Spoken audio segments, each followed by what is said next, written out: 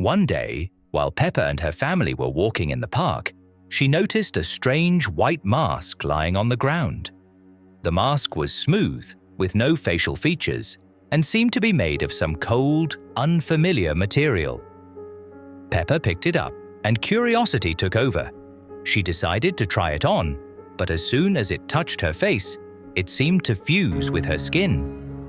Peppa felt her own face begin to disappear, dissolving under the smooth surface.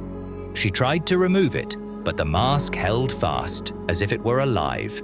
Every time Peppa tried to pull it off, she felt her face becoming increasingly foreign. Her voice became mechanical and her movements more rigid. Peppa tried to tell her parents, but they just laughed, thinking she was imagining things. They couldn't understand that the mask had already started to consume her. But Peppa noticed that her favorite toy, Labubu, was acting strangely. Normally, he sat calmly on the shelf, always quiet, but now his glassy eyes gleamed differently, and the smile on his face became more and more distorted. Peppa felt that Labubu seemed to know what was happening. His gaze followed her every movement, as if he was part of the strange events unfolding. With each passing day, the mask became more powerful. Peppa couldn't rid herself of it, and her reflection in the mirror was no longer her own. Her reflection was distorted, her face became featureless, and her eyes hollow, as if she had been turned into the mask itself. Her parents didn't notice anything. They didn't see the changes. Their memory of Peppa began to fade, and their gaze became superficial, as if she were merely a shadow of the girl she once was. But Evie, her younger sister, saw. Her little eyes full of fear followed Peppa, and Peppa knew that Evie could feel it too. Her sister saw how she was disappearing. But Evie was too young to understand what was happening. All she could do was watch Peppa in distress, trying to reach out to her, but Peppa couldn't help her. One day, when Peppa and Evie were in the bathroom, the mask began to change again. It darkened, as if it were absorbing the light around it. Evie cried out in fear, but Peppa couldn't comfort her. At that moment, Labubu, who had been sitting quietly on the shelf, began to rock slowly. His eyes glowed with a bright red light, reflecting the cold aura of the mask. Peppa felt something shift inside her. The mask was consuming her, and Labubu was now her companion, silently watching everything unfold. When Peppa and Evie stood in the bathroom, the mirror suddenly shattered with a deafening crash. Glass shards scattered across the room, and the shadow that had emerged from the mirror swiftly glided past them. Evie cried, but Peppa was too shaken to comfort her. The next morning, Peppa felt that she was no longer herself. Her reflection in the mirror was once again not her own. Labubu stood beside her, his eyes still glowing red, and the smile on his face grew more and more distorted. When Peppa looked at Evie, she noticed that her little sister now saw Labubu too. Evie sat beside him, clutching her little paws, looking at the toy with horror. But Peppa couldn't do anything. Labubu was now part of everything that was happening, and their family. The next morning, Peppa was gone. All that remained was the white mask, cold and empty, lying on her pillow. Evie felt a dark aura radiating from it. The mask was not just an object, it was something alive. Evie sensed that the mask was waiting for a new victim. Evie knew that the mask would now seek someone else to consume their identity. She watched as the mask slowly turned toward her, and Evie realized she was next. Her small heart raced in panic as she felt the cold air fill the room, and the mask began to rise slowly, as if floating in the air, moving directly toward her. Evie was the only one who could stop this, but she was too small to fight such evil.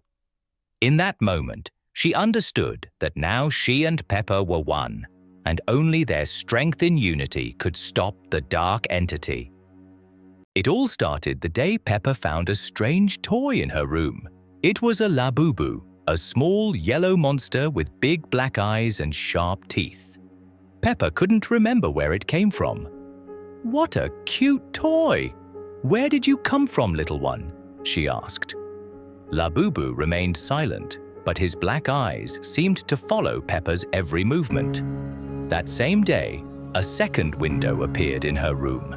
The new window was old and dark, completely different from Peppa's usual window. Through the murky glass, instead of the familiar yard, there was a view of a gloomy, foggy forest. And strangest of all, in the forest grew trees that looked exactly like Labubu toys. "Mummy, look at this window and this strange forest," Peppa called out. But Mummy Pig replied, "Peppa dear, there's only one window in your room. And what's that toy you're holding?" Mummy couldn't see the second window, but even stranger, she couldn't see the Labubu toy either, even though Peppa was holding it right in front of her. On the first night, Peppa placed Labubu on her bedside table and went to sleep. But in the middle of the night, she woke up to a strange sound, the quiet grinding of teeth. In a quiet, creaky voice, Labubu whispered, "Peppa, Peppa, look out the window." You can talk," Peppa gasped. She turned to the second window. In the forest, she saw hundreds of small yellow figures, exactly like her toy.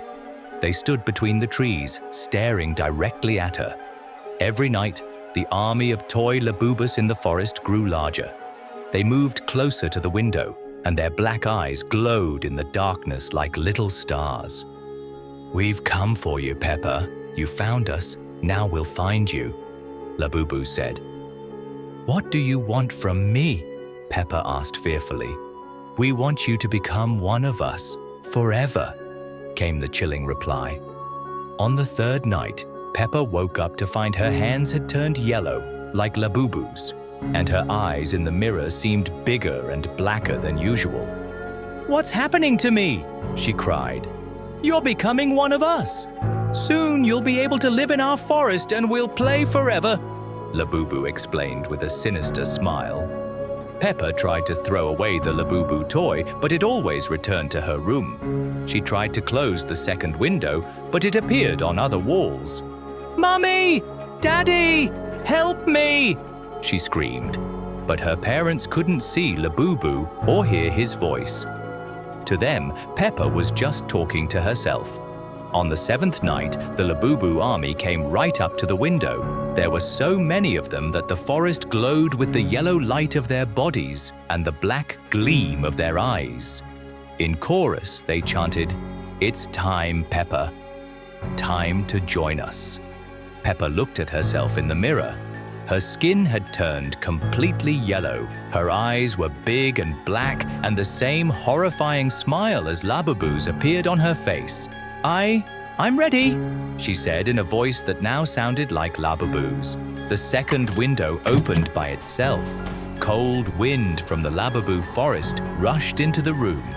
Peppa, now looking more like a toy than a pig, stepped toward the window and disappeared into the night.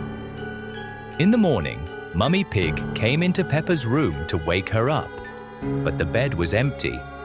On the windowsill lay only a small yellow Labubu toy with big black eyes. "Peppa, Peppa, where are you?"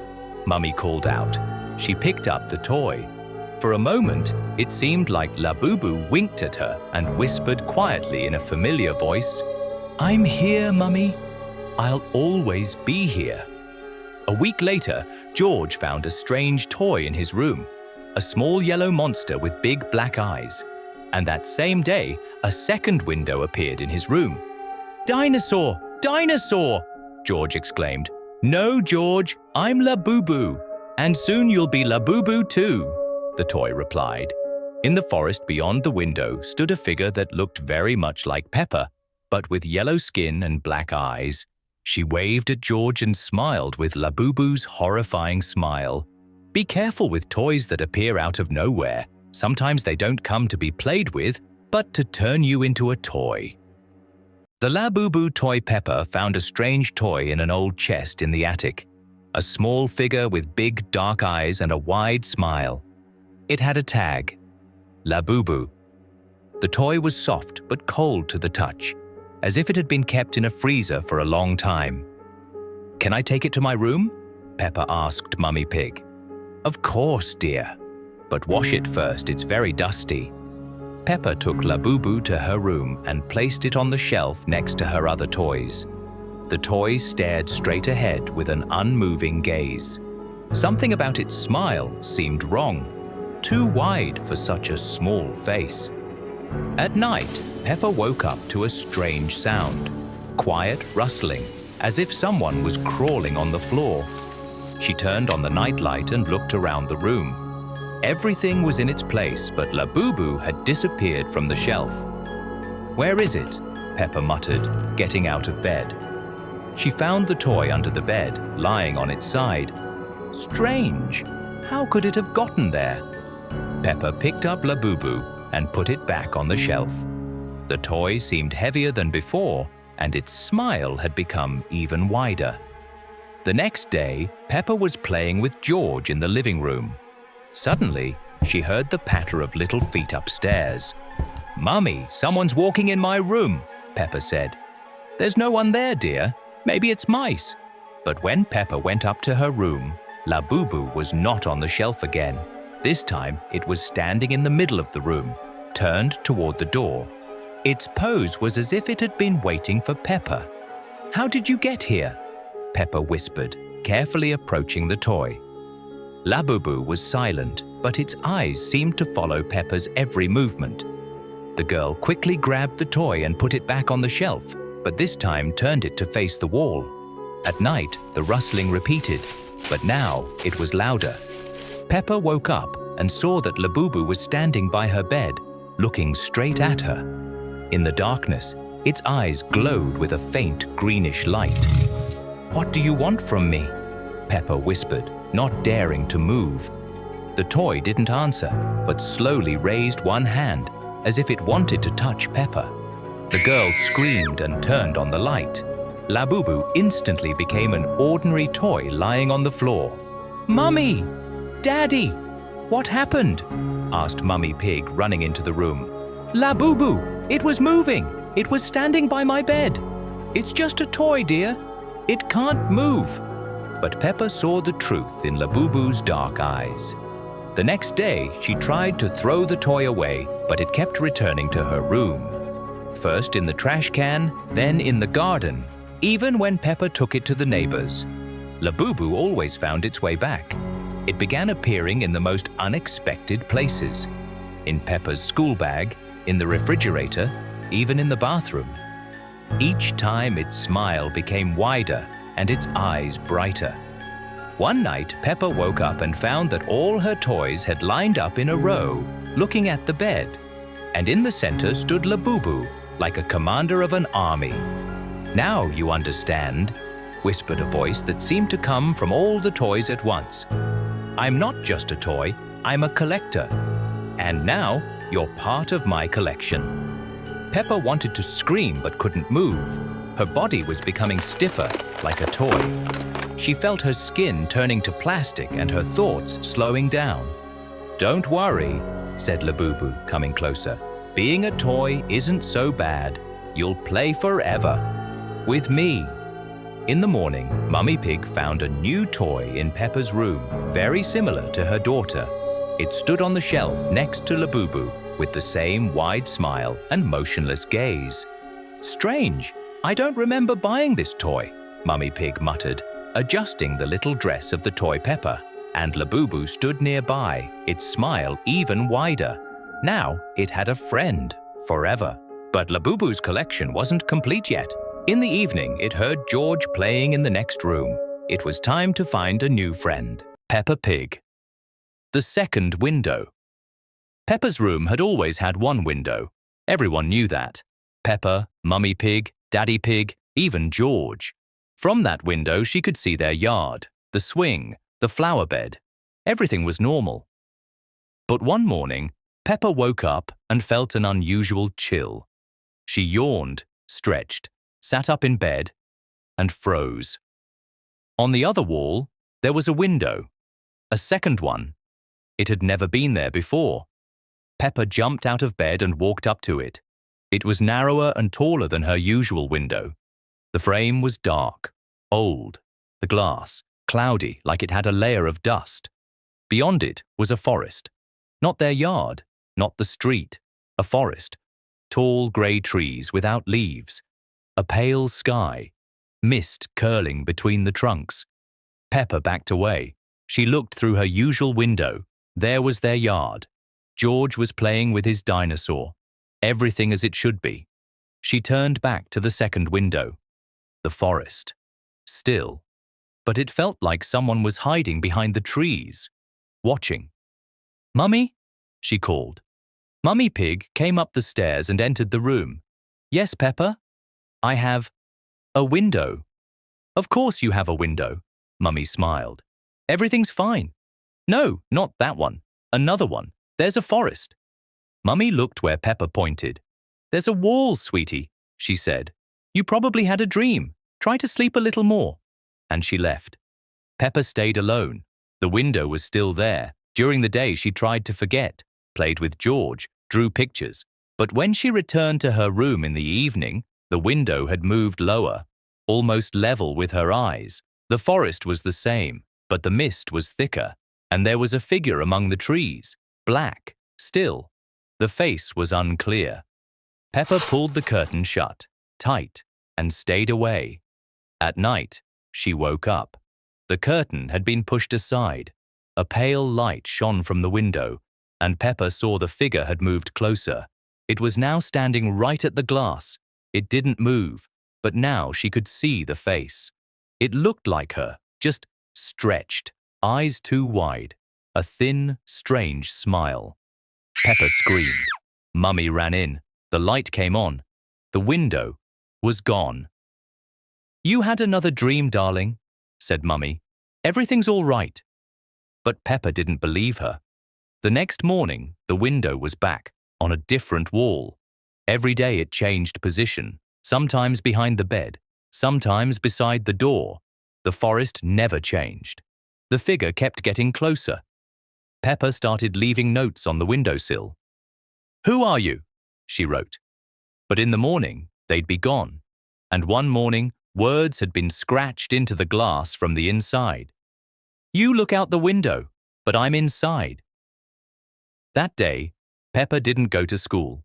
She sat in the corner of her room, by her normal window, breathing quietly. From behind her, a rustle. The curtain moved on its own. She didn't turn around. Now, the window is always there. But no one else sees it. Not Mummy, not Daddy. Even George says there's nothing there. And sometimes, at night, it opens. The Mysterious Shadow. One evening, as Peppa and her family were preparing for dinner, the house started to grow dark faster than usual. Daddy Pig turned on the living room light, but the bulb immediately went out, leaving the room in semi-darkness. Soon, the lights in the whole house started to dim, and Peppa felt that something was wrong. Mummy Pig tried to turn on other lights, but without success. Peppa suggested opening the windows to let in some light, but when they did, there was nothing visible outside. No yard, no familiar trees, just endless darkness. Peppa closed the window, but the feeling of unease didn't go away. Daddy Pig suggested they go outside and see what was happening. But as soon as he opened the door, the entire house was suddenly plunged into complete darkness. Peppa, Mummy, and Daddy stood in the dark hallway, hearing only each other's footsteps and a faint rustling sound. Then Peppa noticed a strange shadow moving across the walls. At first, she thought it was just the play of light, but the shadow became clearer and more unnatural. Peppa tried to call out to her parents, but they didn't respond, their faces empty. The shadow began to move closer, and Peppa felt her heart tighten with fear. She tried to find the light switch, but couldn't remember where it was. At that moment, the shadow appeared right in front of her. It wasn't just a shadow. It was a creature with huge, soulless eyes and a twisted body. Peppa screamed in terror, and at that moment, the light flickered back on. The shadow disappeared, as if it had never been there. But Peppa couldn't forget what she had seen. When she returned to her parents, they seemed just like usual, but something about their behavior was strange. They didn't notice how quickly it had gotten dark, nor were they concerned about the lights going out. Peppa decided she had to stay on guard. And though everything returned to normal, at night in her room, she often saw strange shadows sliding across the walls, sometimes moving as though they were watching her. Peppa Pig. Something is wrong with Peppa. One rainy morning, Peppa woke up earlier than usual. Her room seemed normal, but something felt off. She looked in the mirror and noticed her reflection appeared strange, slightly distorted. Maybe it's just my imagination, she thought, and went down for breakfast. Throughout the day, Peppa noticed her friends acting differently. Susie, usually cheerful, kept her distance and barely spoke to her. During playtime, Susie finally said, "You look strange today." Peppa frowned but didn't reply. Later, while playing in the yard, she caught her reflection in a puddle. Her eyes seemed darker, and her smile was unnervingly wide, almost creepy. She blinked and the reflection looked normal again. By evening, her family started noticing changes in her behavior. Peppa was unusually quiet, no longer laughing, and her occasional smiles seemed unsettling. "Are you feeling okay, dear?" Mummy Pig asked at dinner. "Yes, Mummy," Peppa replied, but her voice sounded lower and stranger than usual. Late that night, George woke up to strange whispers coming from Peppa's room. He tiptoed to her door and peeked inside. She was standing in front of her mirror, whispering something, but her reflection wasn't moving in sync. It seemed alive, moving on its own. "Peppa?" George asked, his voice trembling. She slowly turned toward him, and for a brief moment, her eyes glowed red. "Go back to bed, George," she said in a voice that wasn't hers. The next day, things got even worse. Peppa became aggressive, breaking George's toys and ripping books. She seemed to enjoy it, laughing in a hoarse, chilling tone that made Mummy and Daddy Pig exchange worried glances. Later that night, loud noises came from Peppa's room. Her parents rushed upstairs to find her standing by the window. She didn't move, but her shadow on the wall writhed and twisted as if it had a life of its own. "Peppa, what are you doing?" Mummy Pig asked, her voice shaking. "I'm not Peppa," she said, turning slowly. Her eyes were completely black, and her smile was unnaturally wide. The next morning, the house was empty. No one knew what had happened to Mummy, Daddy, or George. The camera slowly panned to the kitchen, where Peppa sat alone at the table. She smiled, her eyes still dark